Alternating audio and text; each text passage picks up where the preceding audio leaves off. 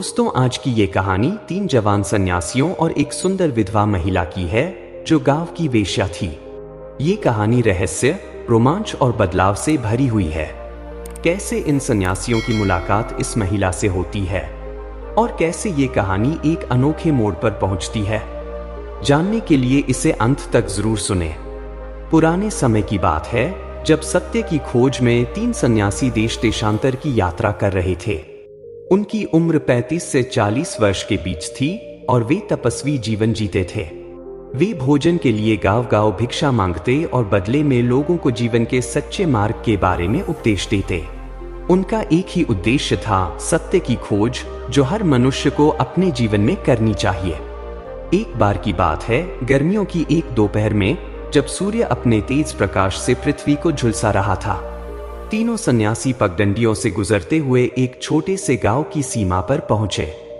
यह गांव अपेक्षाकृत छोटा था। यहाँ गिने चुने घर थे और चारों ओर हरियाली फैली हुई थी। गांव के लोग सीधे साधे और आशावादी थे।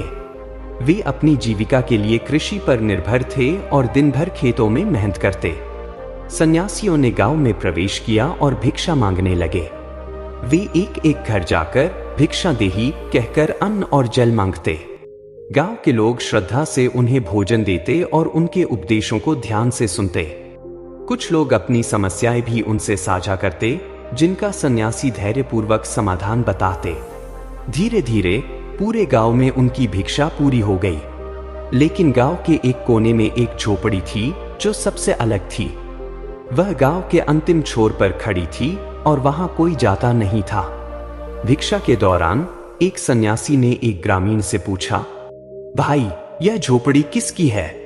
हमने पूरे गांव से भिक्षा ले ली, लेकिन इस घर से नहीं। ग्रामीण का चेहरा अचानक गंभीर हो गया। उसने धीरे से कहा, बाबा जी, उस झोपड़ी में मत जाइए। वह आपके लायक स्थान नहीं है। सन्यासी ने आश्चर्य से पूछा, ऐसा क्यों? वहां कौन रहता है? ग्रामीण ने संकोच से कहा, वहां एक विधवा स्त्री रहती है, लेकिन अब वह एक वेश्या बन चुकी है। गांव के सभी पुरुष रात में उसके पास जाते हैं। वह अत्यंत सुंदर है और जिसने भी उसे देखा वह खुद को रोक नहीं सका। उसकी काली, गहरी आंखें और आकर्षक शरीर किसी को भी मोह में डाल सकता है। तीनों सन्यासी ग्रामीण की बात सुनकर एक दूसरे की ओर देखने लगे। उन्होंने एक दूसरे को इशारा किया और उनमें से एक ने कहा, ठीक है, हम वहां नहीं जाएंगे। ग्रामीण संतुष्ट होकर चला गया, लेकिन सन्यासियों के मन में जिज्ञासा जाग उठी। वे सोचने लगे, क्या सच में इस महिला का सौंदर्य इतना प्रभावशाली है? क्या यह केवल उसकी सुंदरता का आकर्षण है या कुछ और? आखिरकार तीनों ने निर्णय लिया कि उन्हें इस महिला से मिलना चाहिए। वे देखना चाहते थे कि वह कैसी है और क्या वास्तव में उसका आकर्षण इतना शक्तिशाली है कि कोई भी उसके वश में हो जाए। वे धीरे धीरे झोपड़ी की ओर बढ़ने लगे। जब वे वहां पहुंचे तो उन्होंने दरवाजे के सामने खड़े होकर आवाज लगाई, भिक्षा देही। कुछ क्षणों बाद झोपड़ी का दरवाजा खुला और भीतर से एक स्त्री बाहर आई। वह सचमुच अद्भुत सौंदर्य की धनी थी। उसके लंबे घने बाल उसकी कमर तक लहराते थे। उसकी आंखें गहरी काली थीं, जो किसी रहस्य को छिपाए हुए प्रतीत होती थी। उसका रंग अत्यंत गोरा और शरीर सुडौल था। सन्यासियों ने एक क्षण के लिए उसे देखा, लेकिन तुरंत अपने मन को स्थिर कर लिया। महिला ने एक मोहक मुस्कान के साथ उन्हें प्रणाम किया और कहा, यह मेरे लिए सौभाग्य की बात है कि आज मेरे द्वार पर सन्यासी आए हैं। पहले तो यहाँ केवल पुरुष आते थे, लेकिन वे किसी और उद्देश्य से आते थे। आज पहली बार कुछ भिक्षा मांगने आए हैं। उसके स्वर में एक अजीब सी नटखटता थी जो किसी को भी प्रभावित कर सकती थी। सन्यासियों ने शांत भाव से कहा, देवी, क्या हमें कुछ भोजन या पानी मिल सकता है? महिला ने हंसते हुए कहा, भोजन छोड़िए, कुछ और चाहिए तो बताइए। सन्यासी मुस्कुराए और बोले, नहीं देवी, हम मोहमाया से दूर हैं। हमें केवल थोड़ा जल पिला दीजिए। महिला ने इशारा किया, तो आइए, भीतर चलिए, मैं आपको पानी लाकर देती हूं। तीनों सन्यासियों ने देखा कि यह महिला अत्यंत चतुर है। उसकी बातें और उसका रूप किसी साधारण पुरुष को वश में करने के लिए पर्याप्त थे। फिर भी वे निडर होकर भीतर चले गए। वे जमीन पर बैठ गए और कुछ देर बाद महिला पानी लेकर आई। उन्होंने पानी पिया और वह उनके सामने बैठ गई। तभी उनमें से एक सन्यासी ने उससे पूछा, देवी, क्या तुम्हारा स्वभाव बचपन से ही ऐसा था या परिस्थितियों ने तुम्हें ऐसा बना दिया? महिला ने पहली बार चौंक कर उन्हें देखा। उसने कहा, आज तक किसी ने मुझसे यह प्रश्न नहीं किया। लोग मेरे पास आते हैं लेकिन केवल मेरे शरीर को पाने के लिए। कोई मुझसे यह नहीं पूछता कि मैं कौन हूं, मेरा अतीत क्या है, मैं क्या चाहती हूं। इतना कहते ही उसकी आंखों में हल्की नमी आ गई। कुछ क्षणों की चुप्पी के बाद महिला ने कहना शुरू किया, मेरे पति की मृत्यु कुछ महीने पहले हो गई। मैं अकेली रह गई।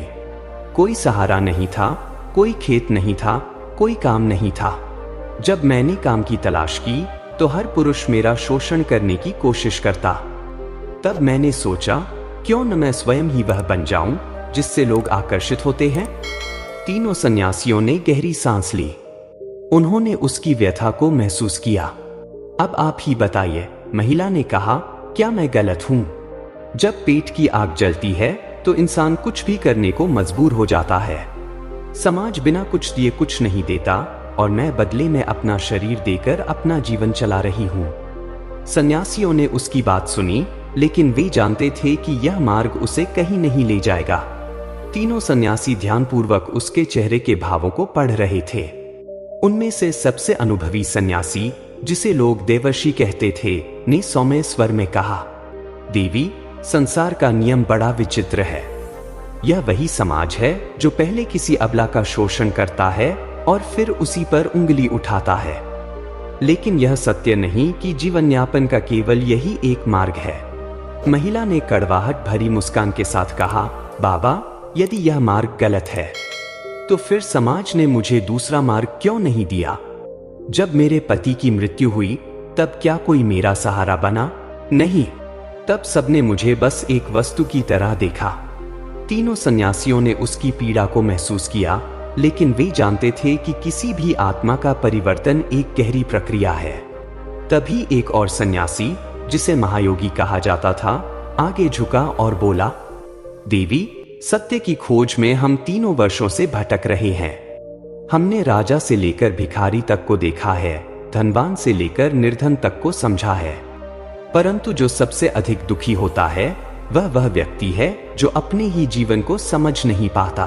महिला कुछ कहने ही वाली थी कि अचानक झोपड़ी के बाहर से किसी के तेजी से भागने की आवाज आई। सन्यासी सतर्क हो गए।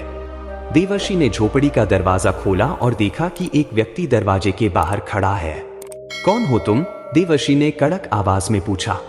वह व्यक्ति सहम गया, लेकिन कुछ क्षणों बाद संकोच से सामने आकर बोला, मुझे क्षमा करें बाबा, मैं इस गांव का रहने वाला हूं। मैं बस यह देखने आया था कि आप लोग यहाँ क्या कर रहे हैं। सन्यासियों ने उसकी आंखों में झांका। वहां डर, संकोच और जिज्ञासा का मिश्रण था। तभी महिला ने उसकी ओर देखा और कड़वे स्वर में कहा, क्या हुआ? आज तुम्हें मेरी चिंता होने लगी? जब मैं इस राह पर चली थी तब तुमने और बाकी गांव वालों ने मेरा साथ क्यों नहीं दिया? उस व्यक्ति ने सिर झुका लिया। हम डर गए थे और शायद स्वार्थी भी थे, उसने धीरे से कहा। महिला की आंखों में कुछ क्षणों के लिए एक अजीब चमक आई। सन्यासियों ने उस व्यक्ति से पूछा, क्या तुम इस स्त्री की सहायता करना चाहते हो? वह व्यक्ति कुछ क्षण मौन रहा, फिर बोला, अगर यह सच में अपने जीवन को बदलना चाहती हैं तो मैं सहायता करने को तैयार हूं। महिला अब असमंजस में थी। उसे यह समझ नहीं आ रहा था कि क्या वह सच में बदल सकती है। उसने सन्यासियों की ओर देखा और पूछा, बाबा, यदि मैं इस राह को छोड़ दूं तो क्या समाज मुझे स्वीकार करेगा? क्या लोग मेरे अतीत को भूल पाएंगे? महायोगी ने मुस्कुराते हुए कहा, देवी, जल को चाहे कितना भी गंदा कर दिया जाए, वह धैर्य और समय के साथ फिर से स्वच्छ हो सकता है। प्रश्न यह नहीं कि समाज क्या करेगा, प्रश्न यह है कि तुम क्या चाहती हो। महिला पहली बार निःशब्द हो गई। यह प्रश्न कभी किसी ने उससे नहीं पूछा था, लेकिन तभी कुछ ऐसा हुआ जिसने सबको चौंका दिया। झोपड़ी के बाहर कई लोगों की चहल पहल सुनाई देने लगी। गांव के कुछ पुरुष, जिनमें वही लोग भी थे जो पहले महिला के पास जाया करते थे, अब बाहर खड़े थे। उनकी आंखों में गुस्सा और घबराहट थी। बाबा लोग, आप यहाँ क्या कर रहे हैं? एक बुजुर्ग ने कड़े स्वर में पूछा। सन्यासियों ने उन्हें शांत रहने को कहा, लेकिन गांव वालों में बेचैनी थी। किसी ने कहा, यदि यह स्त्री सुधर गई तो हमारे लिए रास्ते बंद हो जाएंगे। यह वाक्य सुनते ही सन्यासियों को समझ में आ गया कि समस्या केवल इस महिला की नहीं थी, बल्कि पूरा समाज ही पतन के गर्त में जा चुका था। देवर्षि ने हाथ उठाकर गांव वालों को शांत किया और गहरी आवाज में बोले, भाइयों, हम केवल इस स्त्री की नहीं बल्कि पूरे गांव की भलाई के लिए यहाँ आए हैं। गांव के एक वृद्ध ने व्यंग्य से कहा, कैसी भलाई बाबा? यह तो जन्म से ही ऐसी थी, इसकी नियति ही यही थी। महायोगी मुस्कुराए और बोले, किसी की नियति जन्म से तय नहीं होती। अगर ऐसा होता तो एक पत्थर कभी मूर्ति नहीं बन सकता था। अगर कुम्हार मिट्टी को आकार न दे तो वह सिर्फ धूल रह जाएगी। इंसान वही बनता है जो वह खुद बनना चाहता है। गांव के लोग चुप हो गए। वे पहली बार किसी सन्यासी से ऐसी बातें सुन रहे थे। अब तीसरे सन्यासी, अचल मुनि, ने गांव वालों की ओर देखा और गंभीर स्वर में बोले, तुम लोग इस स्त्री को अपवित्र मानते हो, लेकिन क्या कभी यह सोचा कि इसे इस राह पर किसने धकेला? इसके पति की मृत्यु के बाद तुम में से किसी ने इसकी सहायता क्यों नहीं की? यह किसकी गलती थी? गांव के लोग एक दूसरे का मुंह देखने लगे। कुछ के सिर झुक गए। अचल मुनि ने आगे कहा, अगर एक पुरुष सन्यासी बन जाए तो लोग उसे पूजते हैं, लेकिन यदि कोई स्त्री अपना अलग रास्ता चुनती है तो उसे तिरस्कार मिलता है। यह कैसा न्याय है? गांव में कानाफूसी होने लगी। कुछ लोग मानो इस बात से सहमत होने लगे थे। सन्यासियों के शब्द सुनकर महिला की आंखों में आंसू आ गए। उसने हाथ जोड़कर कहा, बाबा, आज आपने पहली बार मुझे इंसान की तरह समझा है। मैं अपने अतीत से मुक्त होना चाहती हूँ। कृपया बताइए मैं क्या करूं? महायोगी बोले, देवी, सबसे पहले तुम्हें खुद पर विश्वास करना होगा। समाज का डर छोड़ो और अपने लिए एक नई राह चुनो। महिला ने सिर झुका लिया। फिर धीरे धीरे उसने अपने गहने उतारकर सन्यासियों के चरणों में रख दिए और बोली, आज से मैं अपनी पुरानी पहचान छोड़ रही हूं। मैं अब एक नया जीवन शुरू करूंगी। गांव के लोग यह देखकर आश्चर्यचकित रह गए। कुछ के मन में ग्लानि थी, कुछ के मन में सम्मान का भाव जाग उठा था। अब देवर्षि गांव वालों की ओर मुड़े और बोले, अब यह स्त्री नया जीवन शुरू करना चाहती है, लेकिन प्रश्न यह है, क्या तुम लोग इसे स्वीकार करोगे? गांव में फिर से हलचल मच गई। कुछ लोगों ने सिर हिला दिया, लेकिन कुछ अब भी संदेह में थे। तभी एक वृद्ध किसान आगे बढ़ा और बोला, बाबा, आपने हमारी आंखें खोल दी। अगर यह अपने जीवन को बदलना चाहती है तो हमें इसे स्वीकार करने में कोई संकोच नहीं होना चाहिए। धीरे धीरे और भी लोग सहमत होने लगे। कुछ युवकों ने कहा, अगर यह महिला मंदिर में पूजा पाठ करना चाहती है तो हम इसे रोकेंगे नहीं। सन्यासी मुस्कुराए। वे समझ गए थे कि परिवर्तन की प्रक्रिया आरंभ हो चुकी है। तीनों सन्यासियों ने महिला को आशीर्वाद दिया और कहा, अब तुम अपने जीवन को उस सत्य की ओर मोड़ो जिसकी तुम वर्षों से उपेक्षा कर रही थी। जो भी कठिनाई आए, धैर्य मत खोना। सत्य का मार्ग कठिन होता है, लेकिन यही तुम्हें वास्तविक आनंद देगा।